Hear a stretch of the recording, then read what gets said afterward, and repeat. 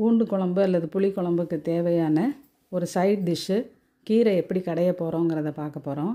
அதுக்கு கொஞ்சமாக சின்ன வெங்காயம், 3 பல் பூண்டு கட் பண்ணி போட்டிருக்கிறேன், ஒரு பச்சை மிளகாய் போட்டிருக்கிறேன். அது வாசனைக்காக தான். ஒரு வேளை குழந்தைங்களுக்கு கொடுத்தீங்கன்னா அந்த பச்சை மிளகாயை நீங்கள் எடுத்துடலாம். பச்சை மிளகாய் இல்லாமல் பூண்டும் வெங்காயமும் மட்டும் போட்டுட்டு கொஞ்சமாக ஜீரகம் சேர்த்துருக்குறேன். ஜீரகம் போட்டு அளவாக தண்ணி ஊற்றிக்கிறோம். ஒரு அரை டம்ளருக்கும் குறைவான அளவு தண்ணி அதில் ஊற்றிக்கலாம்.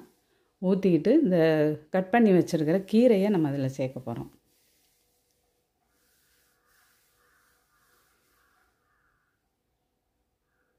கீரையை அதில் வச்சு நம்ம ஒரு அடுப்பில் வச்சு வேக வைக்கலாம். மண் பாத்திரமாக இருந்தால் நல்லது. மண் பாத்திரம் இல்லைன்னா இந்த மாதிரி ஸ்டெயின்லெஸ் ஸ்டீல் வெசலில் தான் வைக்க வேண்டியிருக்கு. இது நல்லா வெந்து வந்ததுக்கப்புறமா நீங்கள் ஒரு மிக்சியில் போட்டு லேசாக விட் பண்ணிங்க அப்படின்னு சொன்னால் இந்த மாதிரி வந்துடும். இதில் கடுகும் கருவேப்பிலையும் போட்டு தாளிச்சுக்கிட்டிங்கன்னா ஒரு நல்ல சைட் டிஷ் அது.